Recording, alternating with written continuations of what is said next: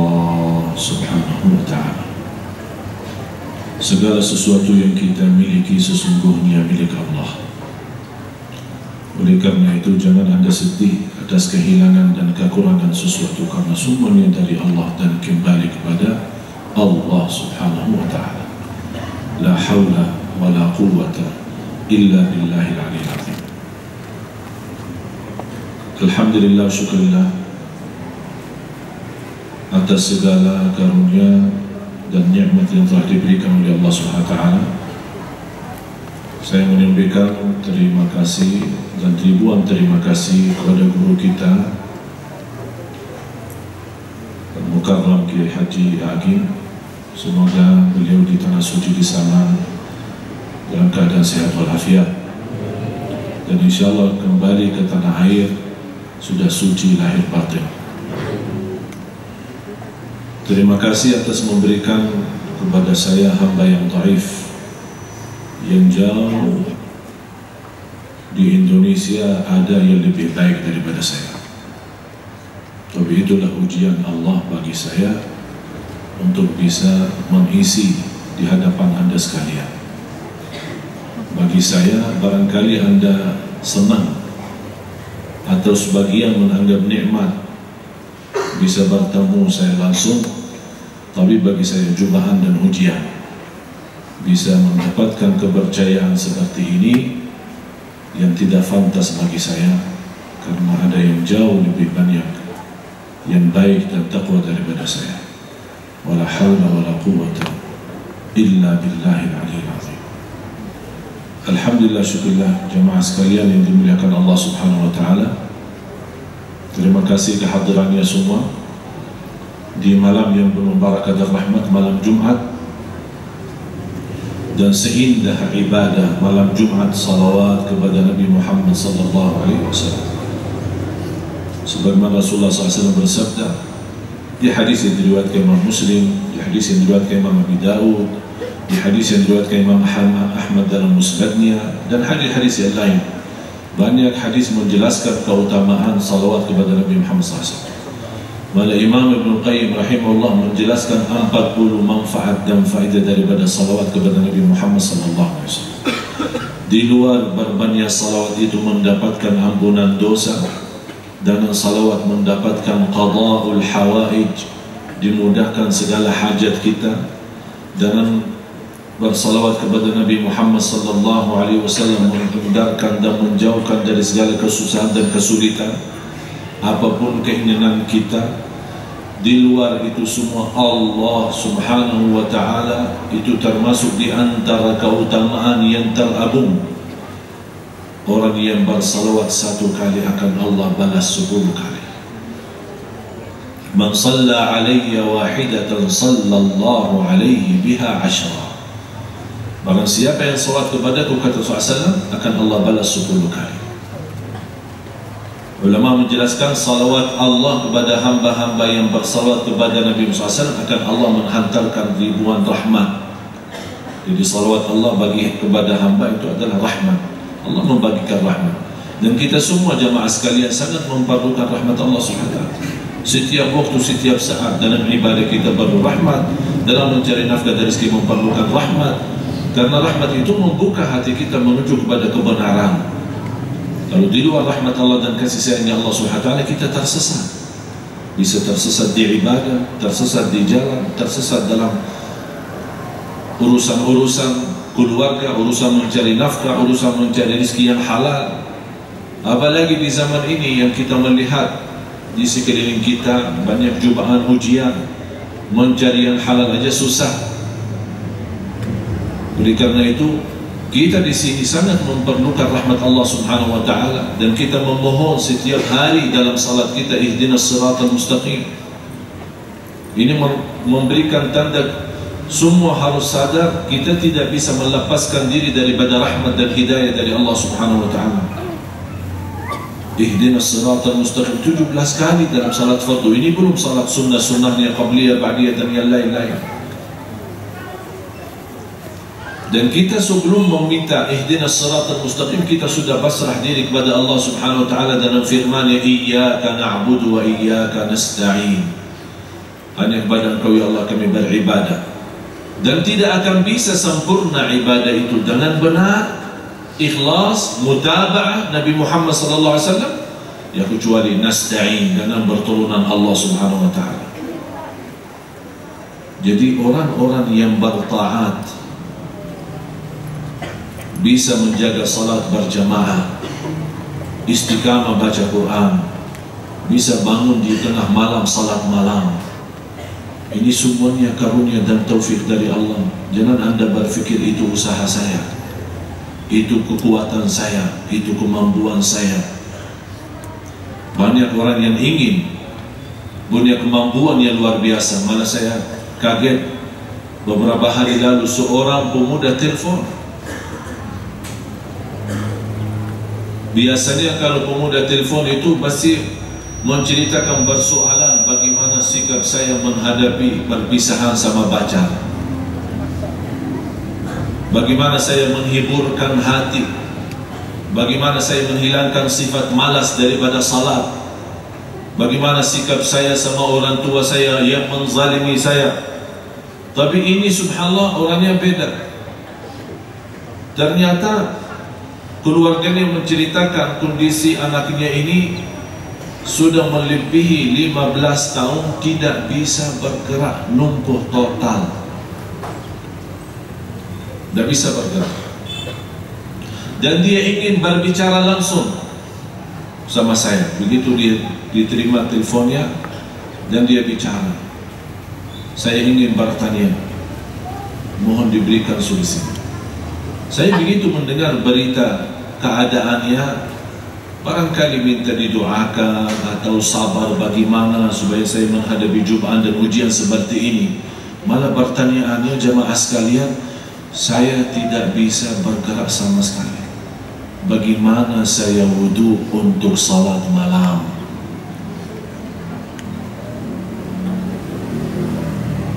Orang yang sehat 5 waktu belum beres.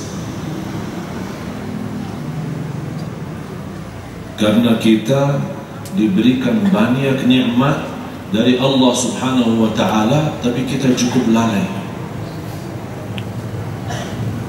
Yang kita mulai protes sama Allah dan marah sama Allah kalau diuji. Selama ini kita lupa nikmat. Dan saya selalu menyampaikan kalau Allah Subhanahu wa taala sudah membagikan nikmat rata-rata kepada seluruh manusia.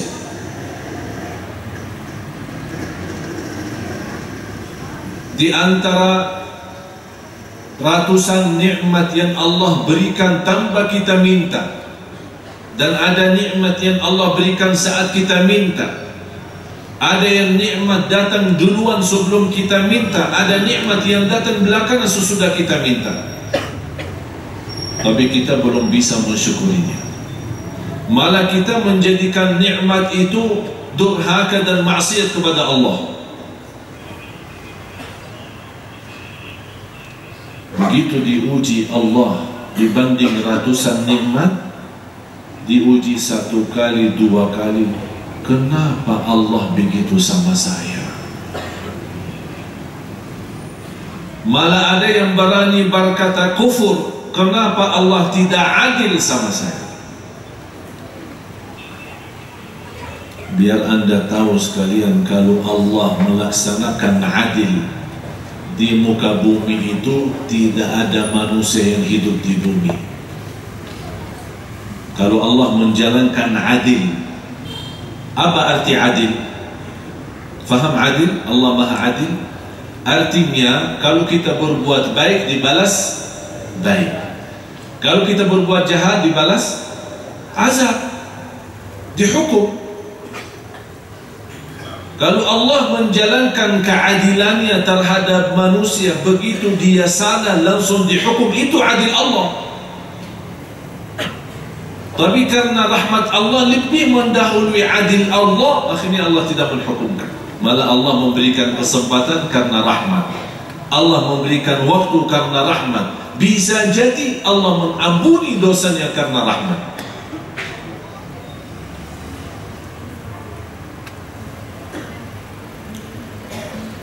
Surah 35 ayat 45. Tolong simpan, saya minta semua hafal ayat itu. A'udzu billahi minasyaitonir rajim. Walau yu'akhidhu Allahu an-nasa bima kasabu ma taraka 'ala dhahriha min dabbah walakin yu'akhiruhum ila ajalin musamma. Sekiranya Allah menghukumkan manusia atas setiap dosa dan maksiat, tidak ada makhluk pun yang hidup di muka bumi karena terlalu manusia, keterlaluan perbuatan manusia.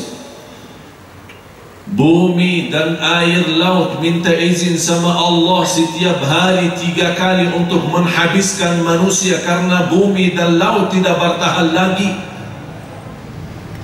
Tapi Allah masih. Itulah Allah sabur. Sabur.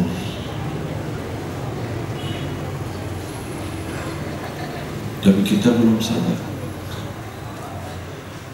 Padahal Allah memberikan nikmat yang begitu banyak. Saking banyaknya kita tidak mampu menghitungkan. Wa in ta'uddu ni'matallahi la tuhsuha. Dan menurut saya nikmat yang terbesar nikmat hidayah kepada agama yang benar, kepada Islam. Yamunnuna 'alaika an aslamu qul la tamunnu 'alayya islamakum balillahu yamunnu 'alaykum. Ini karunia dari Allah.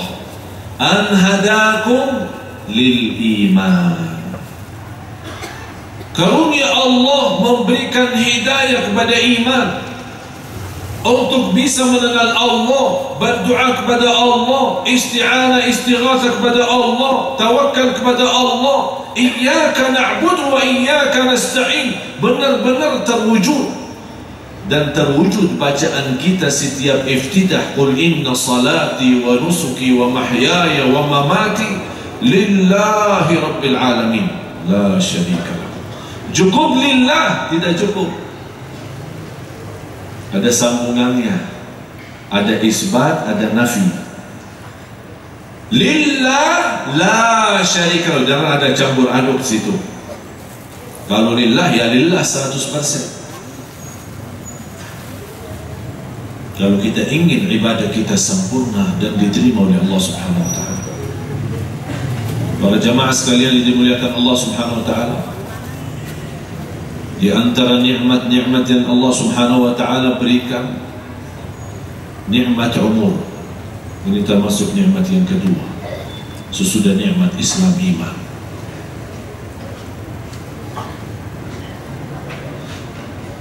Setiap hari saya bangun pagi subuh, mempunyai satu keyakinan, sisa umur saya cuma hari ini.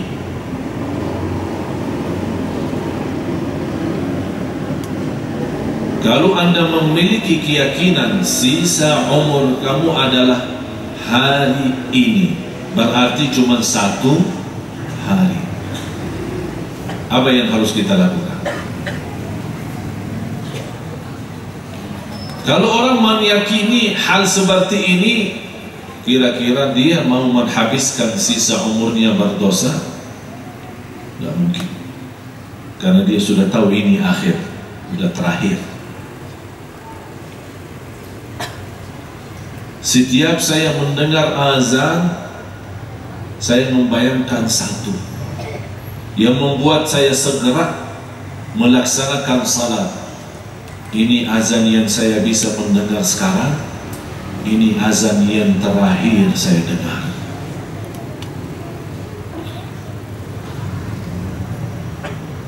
Jadi jangan Anda harap masih panjang umur, masih punya kesempatan yang lama, masih punya pilihan yang banyak.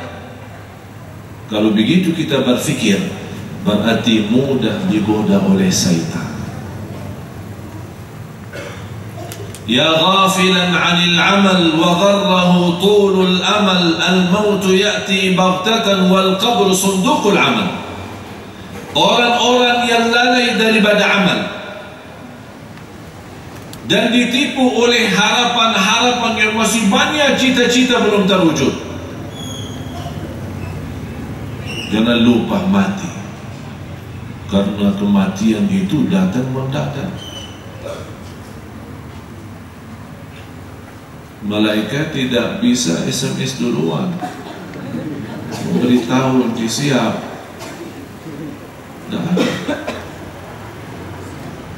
Dan dia datang tidak perlu minta izin. Kalau dia sudah melalui kita mengambil nyawa orang lain, akan datang satu saat melalui orang lain untuk mengambil nyawa kita.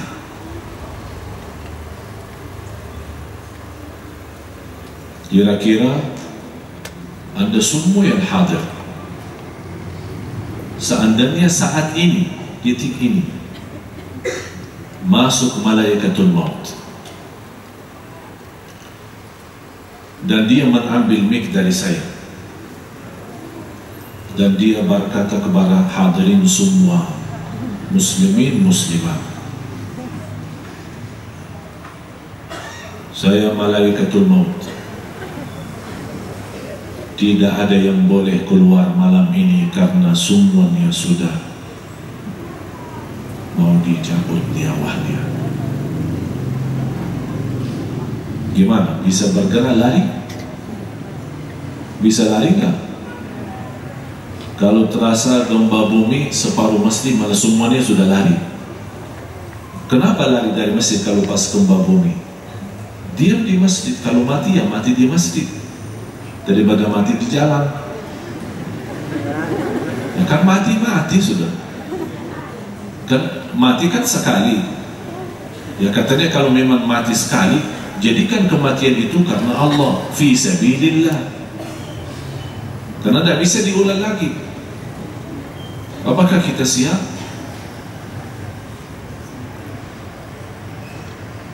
Yang merasa diri siap angkat tangan. Ini serius, saya bicara serius. Siap enggak kalau malaikat maut datang sekarang untuk mengambil nyawa kita? Semua yang ada di sini. Tidak boleh ada yang pulang malam ini. Yang siap angkat tangan. Tolong bawa ini buku, kita menulis nama-nama.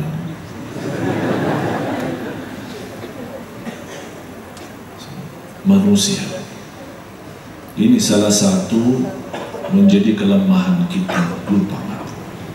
Padahal kematian itu kita hadapinya setiap malam. Surat Az-Zumar ayat 42. Allahu yatawaffal anfusa hina mautiha wallati lam tamut fi manamiha فيمسك التي قضى عليها الموت ويرسل الأخرى إلى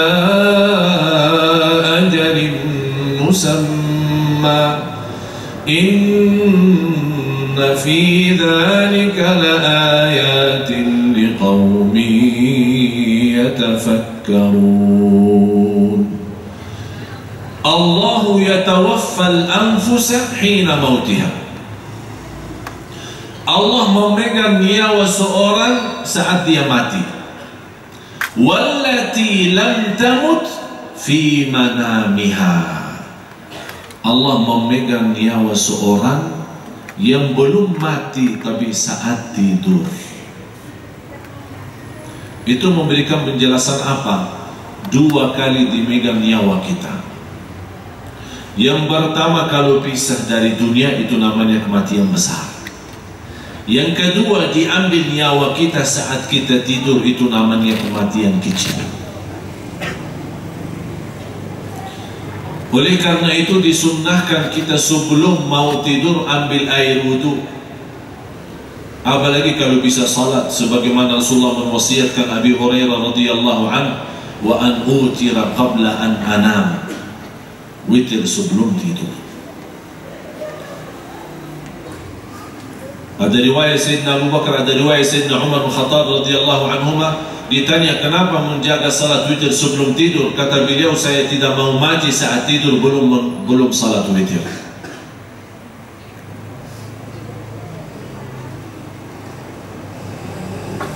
Malah ada fatwa dari guru kita Syekh Abdul Aziz bin Baz rahimahullah ta'ala mensarankan kita witir sebelum tidur. Dan itu mazhab Imam Abu Hanifah.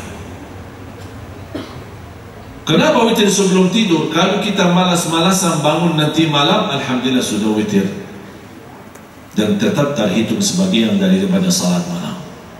Dan seandainya tidur kita sudah meninggal dunia, sudah tertulis sudah salat malam. Kenapa saya rasakan setiap bangun subuh, saya merasakan hari ini adalah sisa umur saya hanya 1 hari, dan itu hari yang terakhir, dan tidak punya jaminan 1% pun untuk masih punya hidup besok lagi. Oleh karena itu, kalau kita mau tidur, baca apa? Bismikallahumma ahya wa faham tak? Ahya wa amut, mati. Kenapa tidak diberkata Bismikallahumma nom, tidur? Kenapa dikatakan mati, maut, hidup dan mati? Berarti kita ujung doa kita Bismika, dalam nama Allah, mati. Berarti kita memang karena saat tidur kita diambil nyawa kita. Itu yang dijelaskan di surat Az-Zumar ayat 42. Dan peristiwa ini, inna fi dzalika laayatin liqaumin yatafakkarun. Boleh ada Quran terjemahan? Minta ada. Kalau Quran terjemahan ada, ini ada terjemahan. Turun dia, dibukakan. Saya belum bisa baca bahasa Indonesia. Saya ngomong bahasa Indonesia tapi baca belum. Surah Az-Zumar 42.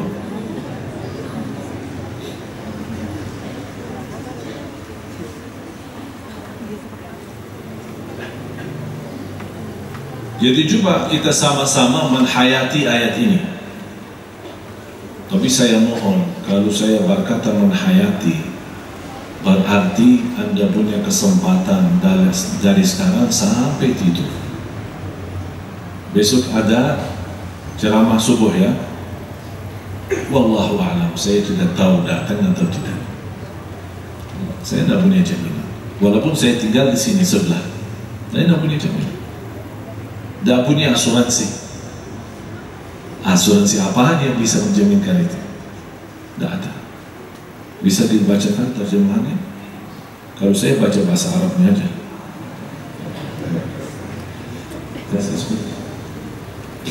Bismillahirrahmanirrahim. Allah memegang nyawa seseorang pada saat kematiannya, dan nyawa seseorang yang belum mati ketika dia tidur. Sekarang dengar, memegang nyawa seorang saat kematiannya, ini satu. Terus kapan lagi Allah memegang nyawa orang itu? Ya, ulang lagi. Dan nyawa seseorang yang belum mati ketika dia tidur. Ketika dia tidur, Allah ambil nyawanya, berarti dicabut nyawanya. Terus maka dia tahan nyawa orang yang telah dia tetapkan kematiannya. Akan terjadi dua hal. Kalau Allah memegang nyawa seorang, kalau sudah ditetapkan kematiannya, banyak keluarga kita yang mati pas dia tidur. Karena di situ Allah memegang nyawanya, sudah tidak diizinkan nyawanya kembali lagi, ditetapkan. Terus yang kedua, dan dia lepaskan nyawa yang lain sampai waktu yang ditentukan. Dilepaskan nyawa yang lain. Berarti jamaah sekalian, yang saya yakini dan Anda harus semua yakini, saat kita tidur sudah diberikan nyawa kita oleh Allah. Tapi yang belum yakin apakah kita ditetapkan mati atau masih punya, itu yang jadi masalah. Kalau soal diambil nyawa kita sudah jelas, tidak bisa tawar-tawaran. Tapi yang menjadi masalah bagi kita, gimana? Apakah saya di malam ini akan ditetapkan mati, sudah tidak punya lagi kesempatan, atau masih punya kesempatan? Inna fi dzalika, sungguh pada yang demikian itu terdapat tanda-tanda kebesaran Allah bagi kaum yang berfikir. Bunyi otak enggak? Bunyi enggak? Coba periksa. Taruh tangan di atas kepala. Periksa. Ada isinya enggak? Kalau memang ada isinya, di nanti malam Anda wudu, Anda rasakan ini wudu yang terakhir. Salat witir, ini witir yang terakhir. Dan tidur dalam keadaan seperti ini. Kata sebagian ulama, seorang muslim yang tidur dalam keadaan wudu, nyawanya akan mampu bersujud di hadapan Allah.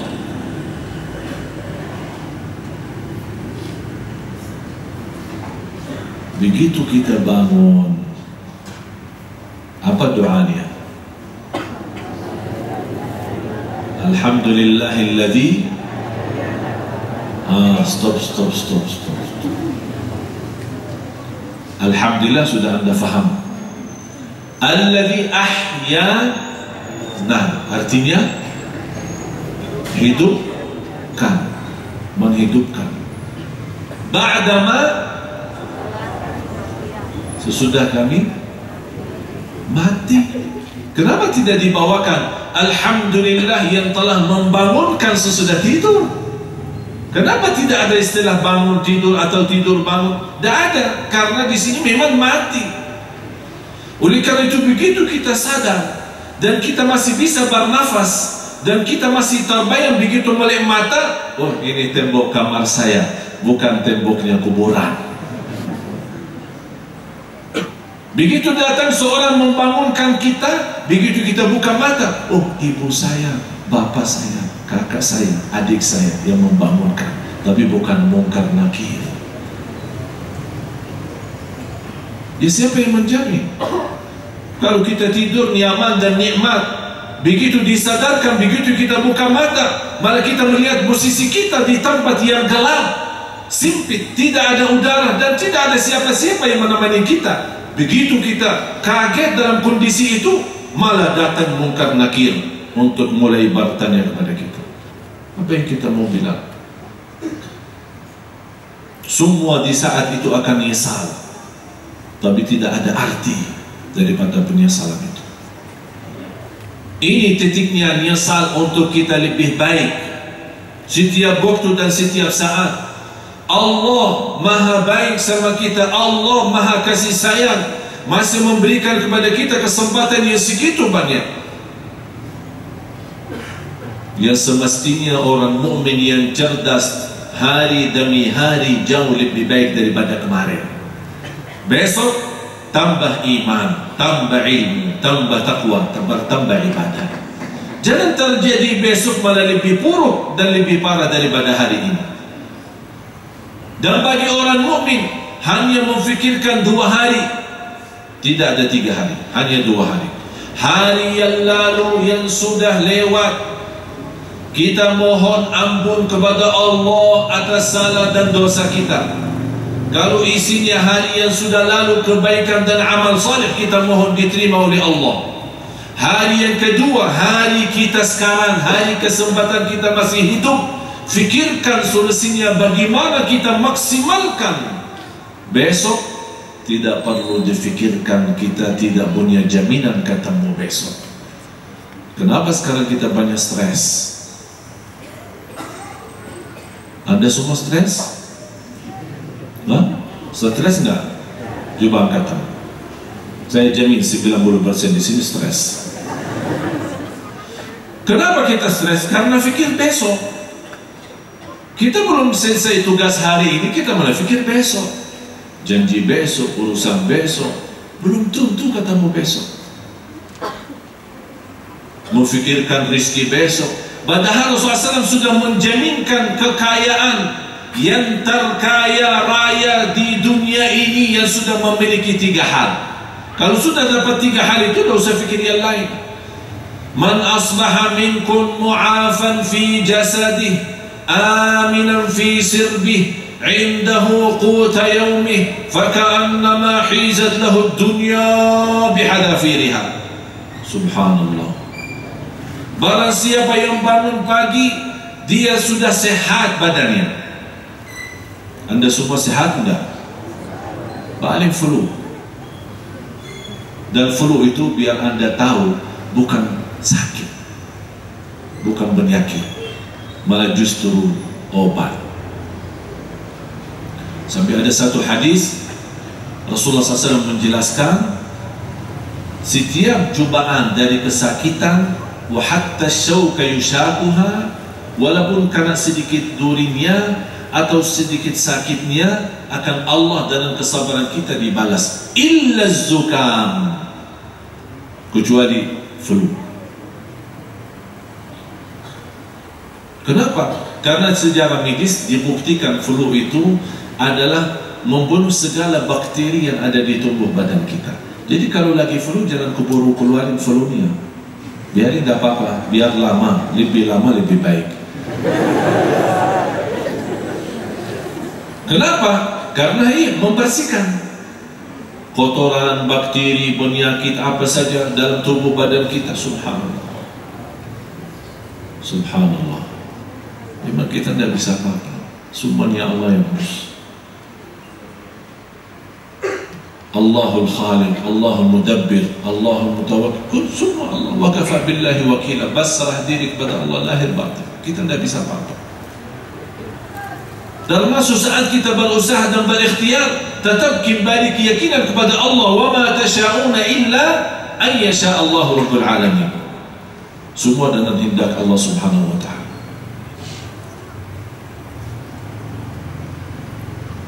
Jadi bangun pagi sudah dalam keadaan sehat walafiat. Yang kedua, aminan fi sirbi, aman. Anda aman tak di lingkungan kita? Aman kan? Lepasin, tinggalin rumahnya, ada anak kita, ada barang-barang kita kunci, pulang kemana saja pergi, belajar, sekolah, kuliah, masjid ini, aktivitas pulang malam, aman. Beda sama saudara kita di Palestina. Begitu orang ibu membangunkan anaknya untuk ke sekolah dan mencium dan memeluk anaknya semua, dalam keyakinan anak tidak akan kembali nanti siang. Kenapa? Karena bisa mendadak diserangi oleh Israel. Jadi dia keluar sambil bersalaman sama anaknya yang masih kecil-kecil SD, dia nangis. Begitu datangnya jam pulang, dia keluar bukan menunggu di depan pintu rumah, malah dia menunggu di hujung kampungnya, melihat apakah anaknya termasuk di antara anak-anak yang sudah pulang dengan selamat.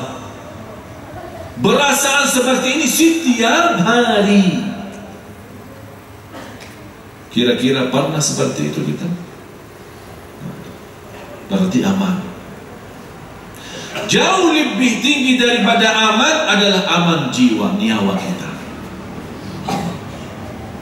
Tidur nyaman. Kira-kira ada yang tidur agak kaget, kita mau tidur takut ada orang membunuh kita, atau ada orang maling, atau ada. Tidak ada kan? Malah tidur saking enaknya sampai subuh, tidak berhenti-berhenti. Malah orang yang sebelahnya terganggu tidak bisa tidur. Nyaman, saking nyaman. Tapi kita tidak pernah syukur nikmat aman itu. Yang ketiga, wa indahu quta yaumihi. Yang menarik saya di hadis ini, kata Rasulullah, dia punya kecukupan hari itu saja, hari ini. Rasul tidak sebutkan wa indahu quta 1 minggu. Tidak ada satu. Indahu quta yaumi, memiliki kecukupan hanya hari ini. Belum tentu besok ada makan, belum tentu ada sarapan, belum tentu ada makan siang, apalagi urusan-urusan yang lain. Kalau sudah mendapatkan 3 hal, kalau kita periksa di rumah kita, Masya Allah, tersisa makanan masih banyak, tersisa minuman masih banyak, buah-buahannya macam-macam. Biar kita sendiri di rumah kos. Sekarang saya bertanya, Anda semua yang di asrama maupun di kos atau di rumah sendiri atau sama keluarga, kira-kira kalau Anda pulang sampai besok masih ada air untuk minum besok enggak? Banyak kan? Tapi kata Rasulullah, kita hanya memiliki kecukupan hari ini, besok tidak ada minum, tidak ada makan, tidak ada apa-apa. Berarti kita harus dalam semangat baru untuk mencari rezeki yang baru lagi. Kalau sudah mendapatkan 3 hal, sehat walafiat, aman di tempatnya, kemudian mendapatkan kecukupan rezeki yang sudah ada, kata Rasulullah, Anda sudah memiliki dunia dan segala isinya.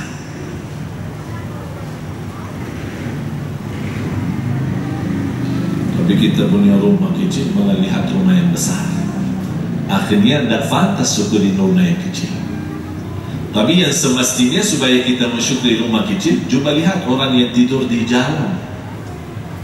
Jangan lihat yang tidur di istana. Kalau Anda melihat terus ke atas, nanti sakit lehernya lama-lama. Tukang mijit terus dipanggil. Mijitnya, Pak, saya sakit leher karena tunduk melihat ke atas, tengok ke atas saja. Tapi tak jadi orang yang rendah. Saya bawakan cerita. Saya punya kawan, seorang pendakwah yang luar biasa. Sekarang dia pindah di kota Madinah. Sakitnya lumpuh total sudah 22 tahun. Dan dia pernah berkata, saya merasa satu-satunya di muka bumi yang diuji oleh Allah seberat ini saya merasa tidak punya orang lain yang memiliki cobaan seperti ini. Dia tidak bisa bergerak sama sekali, tapi masih bisa berbicara. Kalau dia istilahnya sakit gatal di bagian bibirnya atau mukanya, ya Allah, dia cerita pada saya nangis, berteriak minta tolong ibunya yang datang. Itu aja, tidak ada lain. 22 tahun dia buang hajat di atas tangan ibunya. Saya kemarin baru mendapatkan berita dia nikah. Kira-kira apa yang dia bisa berbuat dalam kondisi seperti ini? Saya bertanya sama istrinya, kamu mau apa sama dia? Tidak bisa apa-apa, tapi subhanallah, istrinya cantik luar biasa dan dikenal sebagai wanita salihah. Dia berharap walaupun suami tidak bisa memberikan nafkah kepada saya, nafkah batin maupun lahir, tapi saya mau menjadi istrinya beliau. Mudah-mudahan saya bisa masuk surga lewat beliau. Luar biasa ikhlas. Sekarang di mana wanita sekarang?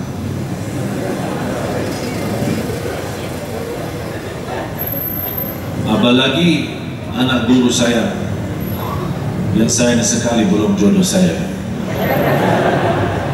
Luar biasa, umurnya 19 tahun, hafal Al-Quran dengan 10 qiraat, hafal Sahih Bukhari, Sahih Muslim, dan lebih dari 3.000 hadis dari kitab sunnah-sunnah yang lain. Bukhari Muslim dia hafal. Ada orang menikahin dia, melamar dia, bukan saya ya, ada orang lain. Subhanallah, orang saleh, termasuk juga ulama. Begitu melamar, dia menolak. Kata ayahnya sama keluarganya, ini kesempatan, ini orang saleh. Tetap bukan saya, orang lain ya.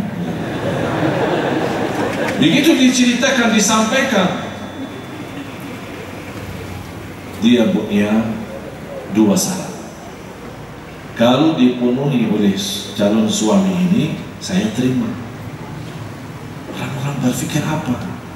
bukan bulan madu di Malaysia atau mobil yang mewah atau enggak.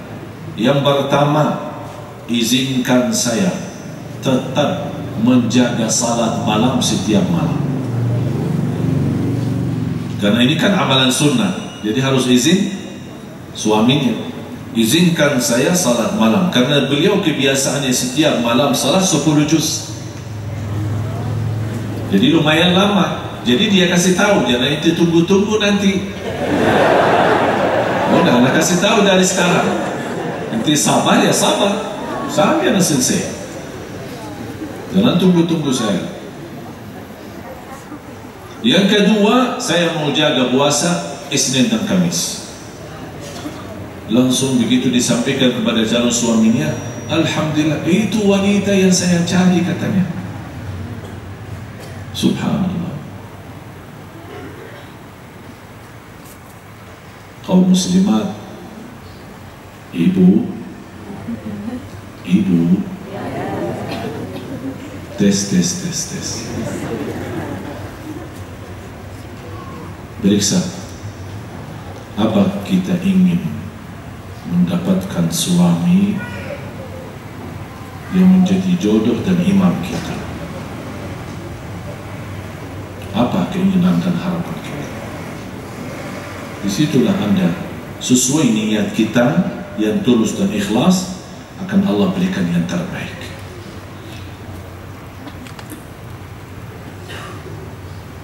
Jadi begitu kita bangun tidur, saya membawa cerita waktu saya pulang ke Madinah bertemu dengan beliau. Ternyata dia belum tahu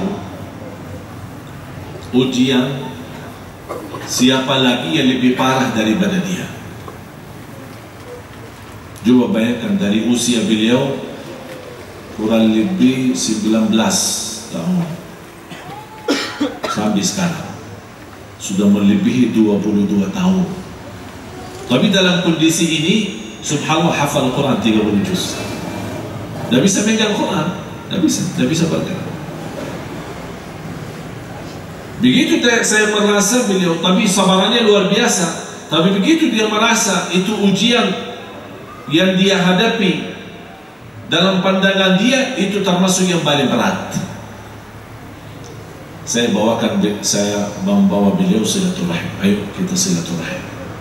Kemana? Saya punya kawan hampir sama dalam kondisi itu,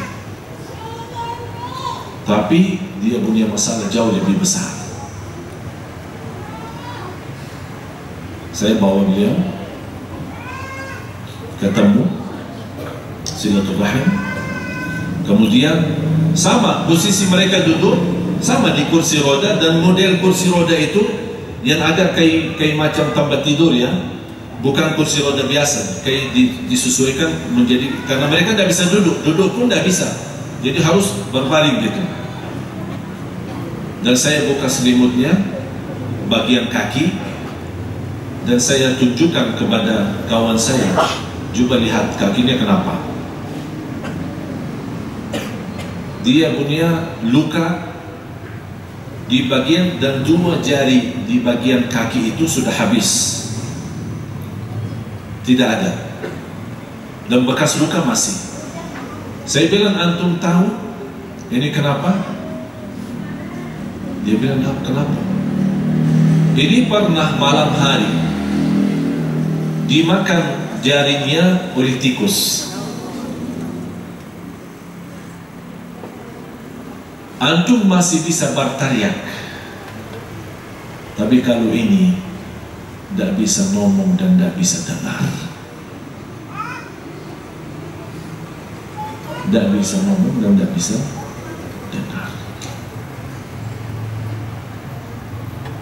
Cuma Allah kasih keluarganya perhatian begitu mereka masuk malam hari dan melihat anaknya nangis, tapi tidak bisa bersuara, tidak bisa berteriak, tidak bisa minta tolong. Mereka tidak tahu kenapa kamu nangis, ada apa. Mereka sudah tidak tahu. Dia tidak bisa juga bergerak untuk tunjukkan bagian kaki saya. Begitu mereka membersihkan, malah melihat darahnya bertumpah dari bagian kakinya sampai berluka parah. Disitulah kawan saya berkata, alhamdulillah, ternyata masih jauh ada yang susah ujiannya. Oleh karena itu jamaah sekalian, menurut saya kita belum diuji Allah SWT selama kita masih beriman. Karena ujian dan bala yang paling berat adalah kehilangan iman. Ujian dan bala yang paling berat adalah kita tidak bisa salat. Ujian yang paling berat kalau kita mendengar azan tapi tidak ada semangat dan terbuka hati untuk menuju kepada hayya 'alal salat, hayya 'alal falah, untuk mencari kemenangan, untuk mencari keselamatan, untuk mencari ridha Allah. Itu namanya ujian dan bala. Karena sayang sekali kita bisa mendapatkan nikmat tapi tidak menggunakan nikmat itu untuk mendekatkan diri kita kepada Allah Subhanahu wa taala. Begitu kita bangun tidur, kita membaca doa yang sederhana, tapi dari sisi makna boleh jadi satu buku. Alhamdulillahilladzi ahyana ba'da ma amatana. Menghidupkan sesudah mati. Jadi begitu anda Bapak Ibu jamaah sekalian, begitu anda sadar dan bangun dari tidur, anda merasa masih bisa bernafas dan masih punya umur, dari dalam hati anda mengucapkan alhamdulillah, Engkau ya Allah menghidupkan aku sesudah mati. Ada di riwayat yang lain yang jauh lebih indah, alhamdulillahilladzi radda ilayya ruhi wa afani fi jasadi wa adhina li bi dhikri. Alhamdulillah yang telah kembalikan ruhku. Dan kita sudah sepakat nyawa kita diambil, dimegang oleh Allah. Begitu kita bangun, alhamdulillahilladzi radda, kembalikan ruhku, wa afani fi jasadi, afiat di badanku, wa adina, ini yang paling indah dan tertinggi, diizinkan oleh Allah untuk beribadah lagi, menyebut namanya lagi, berzikir lagi. Karena Rasulullah SAW bersabda di hadis yang sahih, tu'radul fitanu 'alal qulub, akan datang satu masa saking banyak cubaan dan fitnah-fitnah, apalagi fitnah terhadap agama kita, akhirnya apa yang terjadi? Yusbihu fiha al-mu'minu mu'minan wa yumsi kafira. Di pagi hari dia beriman, baru saja tadi pagi dia beriman, di sore hari dia sudah kafir dan keluar daripada agama Allah. Siapa yang menjaminkan kita menetapkan hati kita atas kebenaran? Itulah doa Nabi kita, Nabi Muhammad SAW berdoa kepada Allah, ya muqallibal qulub tsabbit qalbi ala dinik. Dan saya akhiri satu cerita. Ini kesempatan bagi kita semua. Penghalaman saya mendapatkan rahasia satu amalan. Amalan itu sedekah. Apa kelebihan sedekah? Yang membuat saya bangga di Indonesia adalah masyarakat Indonesia, biarpun dia susah, biarpun dia sulit, biarpun pusing karena banyak hutang, tapi subhanallah, kalau dari sisi sedekah, tangannya murah hati, terbuka, apa adanya. Itu menjadi kebiasaan. Dan saya mau luruskan kembali, boleh anda menjadikan sedekah itu kebiasaan, tapi saat anda bersedekah jangan lupa nawaitu innamal a'malu binniyat. Karena sedekah itu dahsyat untuk memudahkan segala hajat kita. Tadfa'u mitatas su, tadfa'ul bala, taghfiru dzam, tudfi'u ghadab ar-rabb. Diselamatkan dari kematian buruk, diselamatkan dari kematian mendadak, diampuni dosa, memadamkan kemurkaan Allah, menjauhkan dari ujian yang berat, menjauhkan dari cobaan yang buruk, menjauhkan dari kesusahan dan kesulitan, menyembuhkan penyakit, memberikan keselamatan dunia akhirat, menjaminkan husnul khatimah, menjauhkan dari su'ul khatimah. Banyak dahsyat-dahsyat daripada sedekah. Dan sedekah yang saya melihat dan mendapatkan belajarannya, rahasianya setiap salat. Kenapa setiap salat? Allah sudah menjelaskan. Kalau kita perhatikan dalam Al-Quran, kenapa Allah sengaja mengikatkan salat dengan sedekah? Alladzina yuqimuna as-salata wa mimma razaqnahum yunfiqun. Alladzina yuqimuna as-salata wa yu'tuna az-zakah. Alladzina yuqimuna banyak ayat Allah ikatkan sedekah dan salat. Saya memberikan dua cara. Setiap salat Anda bawa sedekah. Berapa terserah. Biar koinnya masuk. Setiap salat. Atau cara lain, Anda punya tabungan kecil, kotak amal kecil di rumah, simpan di rumah, dan kalau bisa istri punya satu, anak punya satu, membantu kita di rumah punya satu. Biasakan kita semua biasa. Setiap mereka salat masuk. Masing-masing 1 bulan, 2 bulan, kira-kira 3 bulan kita sudah merasa sudah full ya, sudah terisi. Udah, jangan buka ya, jangan dibuka. Jangan syaitan menggoda kita. Buka Pak, buka aja, hitung, saya bantu hitung. Nanti dibuka, begitu lihat isinya ternyata banyak, ada jadi. Insya Allah bulan depan Ustaz muncul ada banyak keperluan, ini hutang sana sini, pusing. Tidak usah dibuka, dalam kotak amal serahkan semua. Siap? Subhanallah, cara ini bukan dari saya mengambil dosis ini atau kesimpulannya daripada ayat Al-Quran, tapi saya mendapatkan pengalaman. Saya bukan menceritakan karena dia, tapi begitu saya mendapatkan kenikmatan sedekah dengan cara setiap salat, saya juga menjadi kewajiban saya untuk menyampaikan kepada jamaah semua supaya bisa Anda melihat dahsyatnya sedekah untuk mendatangkan rezeki. Bukan mudahkan, ada dua istilah, ada mudahkan rezeki atau murahkan rezeki, ada mendatangkan rezeki. Kalau murah rezeki berarti kita usahakan bergerak, berjalan sana. Tapi kalau dengan cara sedekah yang dahsyat mendatangkan rezeki, itu cara Allah, bukan cara kita. Saya satu cerita, saya mohon semua perhatian cerita. Ini cerita benar sama kawan saya. Saya mau tunjukkan, subhanallah, ternyata sedekah itu bukan hanya mendatangkan rezeki, dalam menjaminkan keturunan yang saleh-saleh sampai ke 7 keturunan.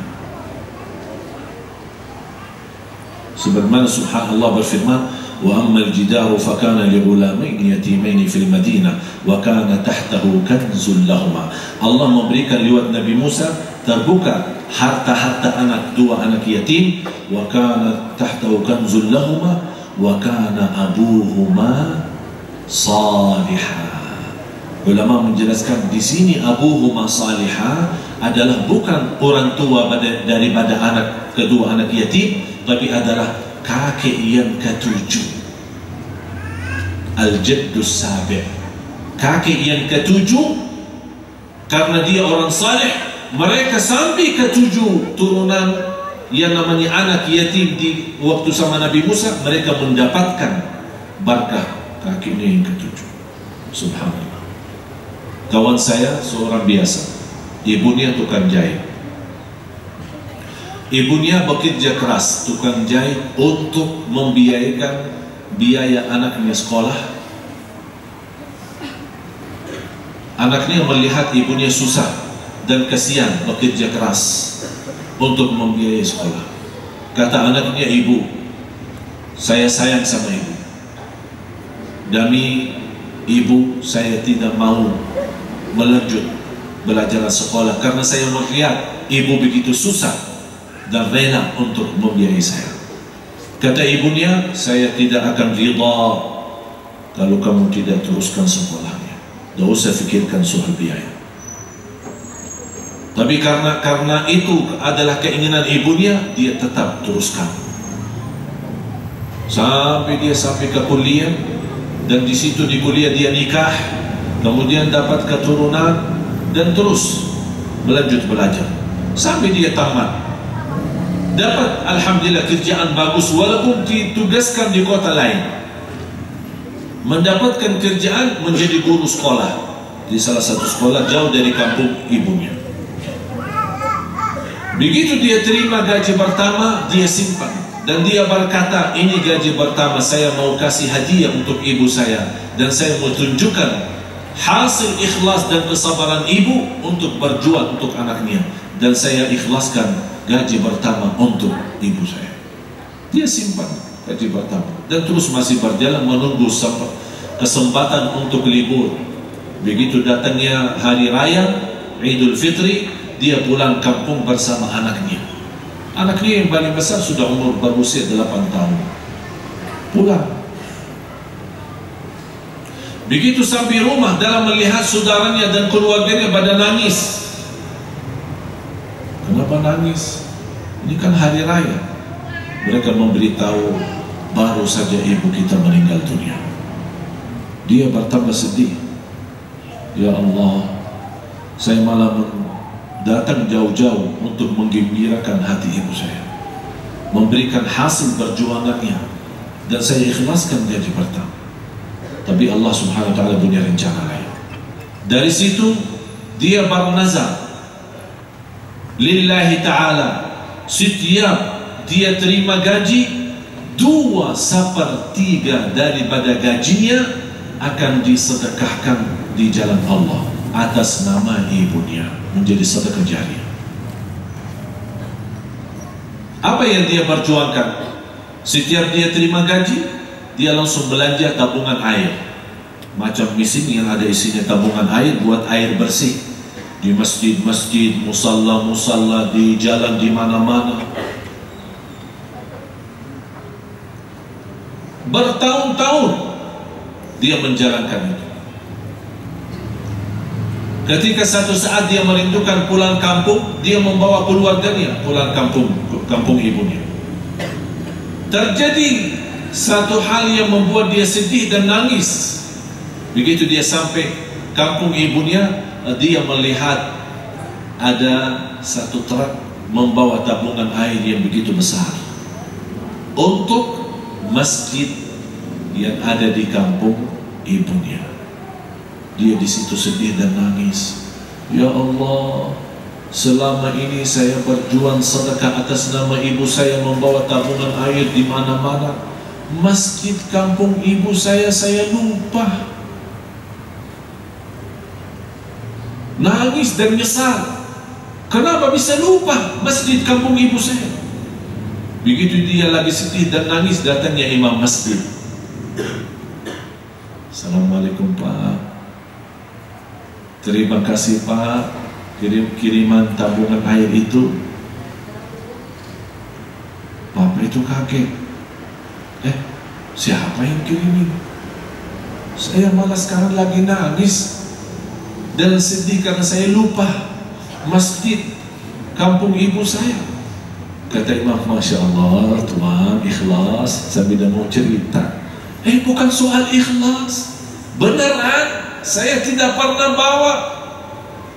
Begitu dia lagi diskusi sama imam, datang anaknya yang berusia 8 atau 9 tahun, bersalaman dengan bapaknya, di tangan bapaknya, mencium tangan bapaknya. Dia berkata, ayahku yang membawa tabungan itu adalah saya, tapi atas nama ayahku. Yang saya mengambil pelajaran dari peristiwa ini, anak yang 8 tahun malah ditanya sama bapaknya, dari mana kamu dapat duitnya? Dia bilang, uang saku Yang ayah kasih saya simpan, tidak pernah saya pakai. Yang menggerakkan hati anak berusia 8 tahun untuk bisa beramal saleh dan punya keimpian-impian dan cita-cita sejak kecil. Yang bisa berfikir dengan hati nurani untuk bisa kabungkan dan tabungkan uang sakunya sehari-hari. Allah. Ini menjadi tanda Allah terima amal ibadahnya. Allah wujudkan keturunan anak saleh salihah yang begitu semangatnya dan cinta agama Allah dan cinta berbuat amal saleh. Itulah keinginan kita. Dan cerita seperti ini banyak lagi. Dalam kesempatan ini kita semua, punya orang tua yang masih ada maupun yang sudah dipanggil oleh Allah, dan saya yakin semua yang hadir, kita punya salah sama orang tua kita. Tidak ada yang tidak punya salah. Berapa kali kita membuat orang tua kita sakit hati, dan berapa kali kita mengkecewakan hati orang tua. Berapa kali kita mengkeraskan suara kita yang jauh lebih tinggi daripada suara ibu kita. Tapi tetap ibu kita ikhlas dan tulus. Dan tetap di belakang kita beliau mendoakan. Yang masih punya orang tua salah satunya atau dua-duanya, saya mohon, begitu Anda ketemu, bukan cium tangannya lagi, tapi cium kakinya. Kalau Anda merasa ibu kita, orang tua kita jauh di kampungnya, Anda telepon, minta dimaafkan dan minta didoakan.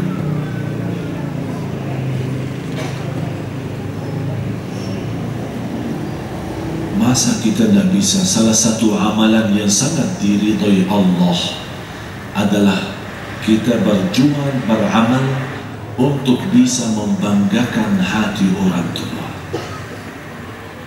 Orang tua masih ada, silahkan kira-kira apa kesukaannya, silahkan bawa sesuatu yang dia suka. Ini kalau dia membuat hatinya senang dan bahagia, sungguh demi Allah akan Allah bahagiakan Anda dunia akhirat. Bukan main hati bahagia ibu kita, sangat berharga di sisi Allah.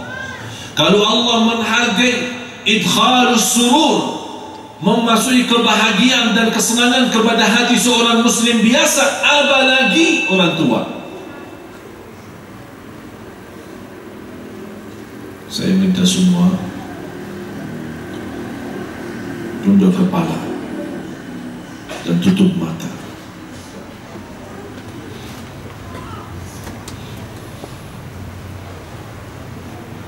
Saya mengajak Anda tutup tunduk kepala, jangan melihat ke saya. Dan saya mengajak Anda semua, apa yang saya bawa, kata-kata dan cerita ini, tolong bayangkan dan gambarkan dalam fikiran Anda. Ketika malam hari Anda bangun malam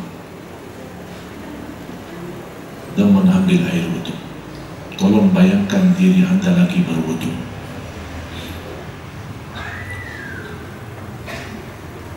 Dan Anda membawa wudu yang terindah dan yang terbaik. Begitu selesai wudu, Anda salat malam. Dengan salat malam, tembusnya cahaya dari tempat salat Anda sampai ke langit.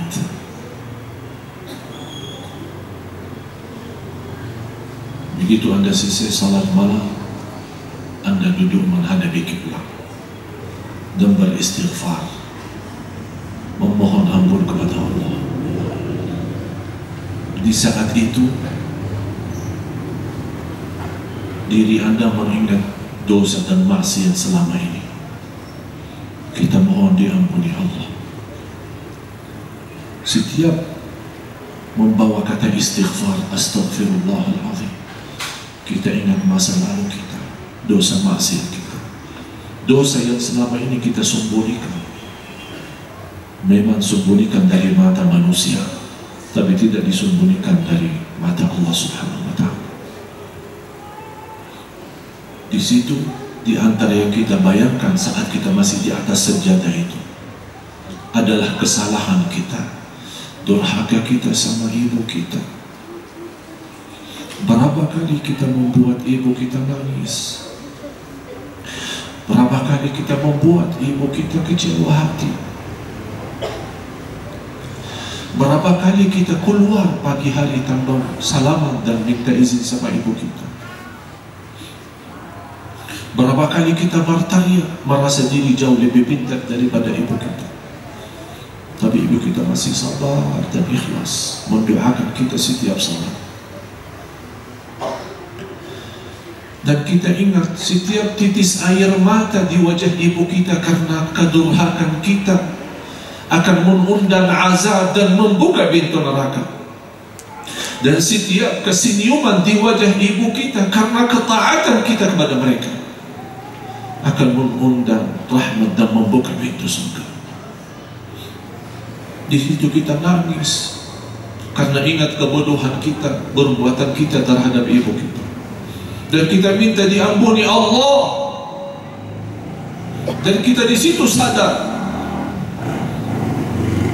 dan kita ingin memiliki kesempatan lagi untuk bisa meminta maaf sama ibu kita, tapi ternyata ibu kita sudah meninggal dunia, dipanggil oleh Allah dulu. Di situ kita merasa dosa besar kita, dan kita masih nangis. Kapan lagi ya Allah kami punya kesempatan untuk meminta maaf? Tiba-tiba saat kita masih ingat perbuatan kita, dan kita sadar kesalahan kita, ternyata di belakang kita ada yang menyentuh kepala kita dengan tangan yang halus, dengan tangan yang penuh ikhlas dan kasih sayang.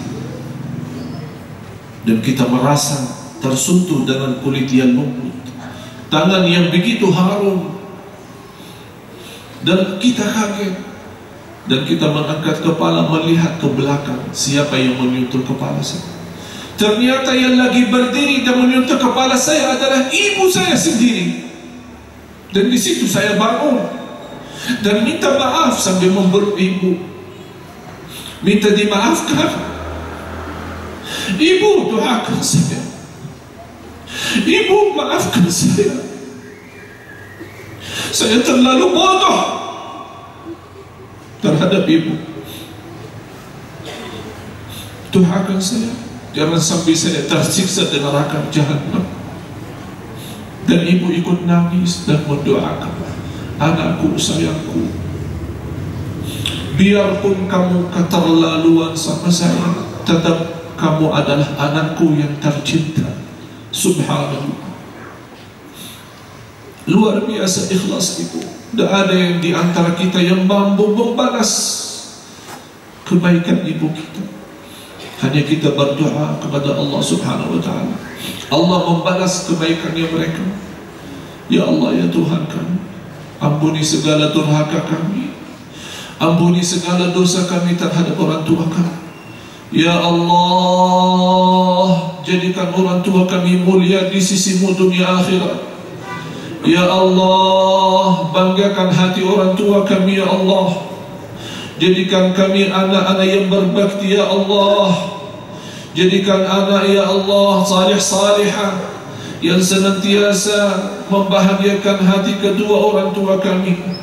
Ya Allah, ampuni orang tua kami, kasih sayang orang tua kami, muliakan orang tua kami, terima segala amal ibadah kami, dan jadikan kami bersama orang tua kami di surgamu ya Allah ya Rabbal Alamin ya Arhamar Rahimin. Ya Allah, jadikan pertemuan ini menjadi bermanfaat bagi kami, menjadi saksi baik bagi kami, dan kami mohon berkah majlis kami dan pahala pelajaran ilmu kami di malam ini, malam Jumat, Ya Allah, kami mohon dititipkan untuk kedua orang tua kami. Birahmatika ya arhamar rahimin. Ya Allah, aku mohon untuk semua yang hadir serta keluarga pulang malam ini ke rumahnya masing-masing sudah terhapus segala dosa-nya, dosa besar maupun kecil, dosa terang-terangan maupun sembunyi, dosa lahir maupun dosa batin. Ya Allah, sucikan hati kami, bersihkan jiwa kami.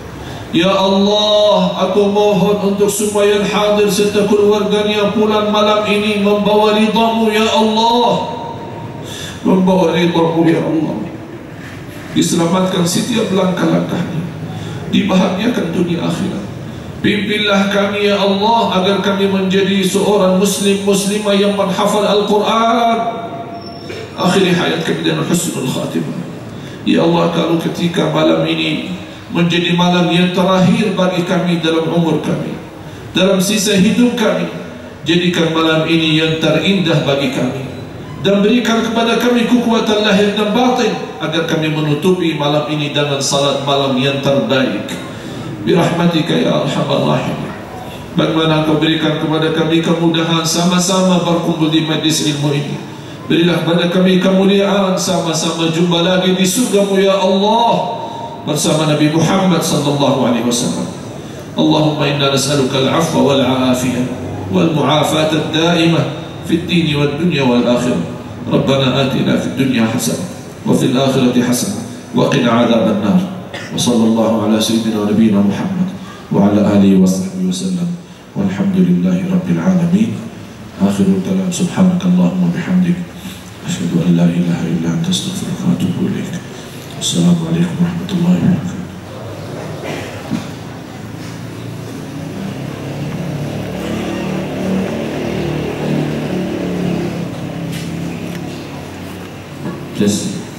Bismillahirrahmanirrahim. Alhamdulillah, Bapak Ibu telah kita simak tausiah. Mudah-mudahan menjadi pencerahan dan motivasi untuk istiqomah berbuat kebaikan kepada orang tua dan kepada siapapun juga. Sebelum bubar, bagi yang akan berwakaf silahkan, panitia dari sorban wakaf sudah siap. Kita buktikan syukur kita pada malam hari ini dengan mendapatkan ilmu dari guru kita Syekh Ali Jabir Hafizahullah Ta'ala. Kita buktikan syukur kita dengan berwakaf. Mudah-mudahan ini menjadi amal jariah kita. Silakan bagi panitia.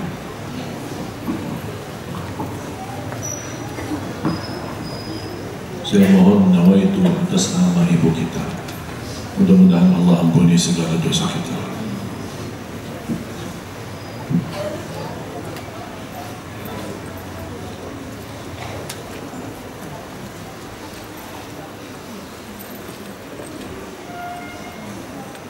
InsyaAllah besok lepas subuh, insyaAllah saya akan bahas 10 amalan yang membuat hamba dicintai Allah.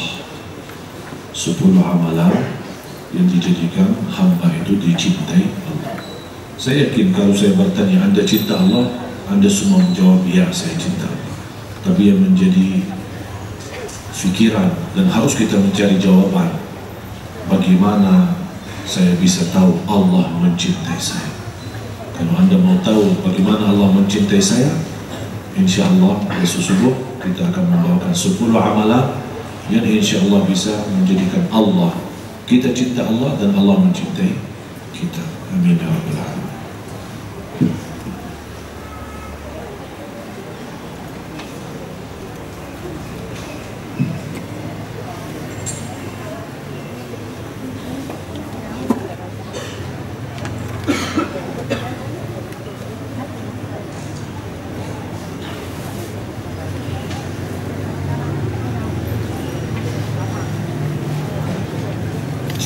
Baik, terima kasih Bapak Ibu, karena ini lain dari biasanya ya majelis malam Jumat kali ini.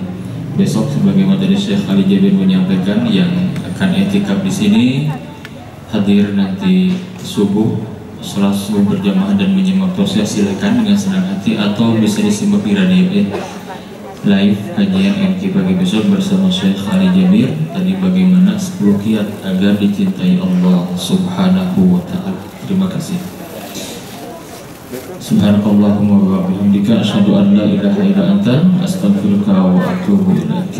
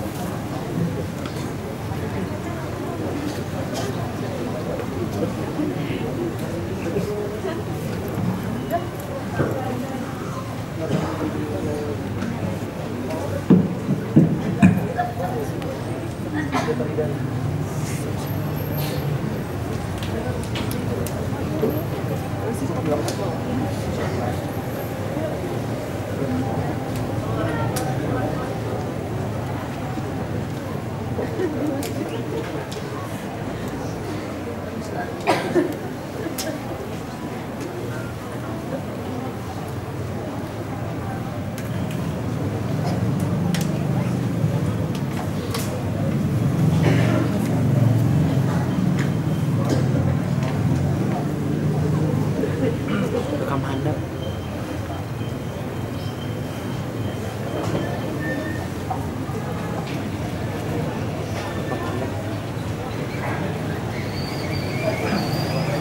Sumpah, itu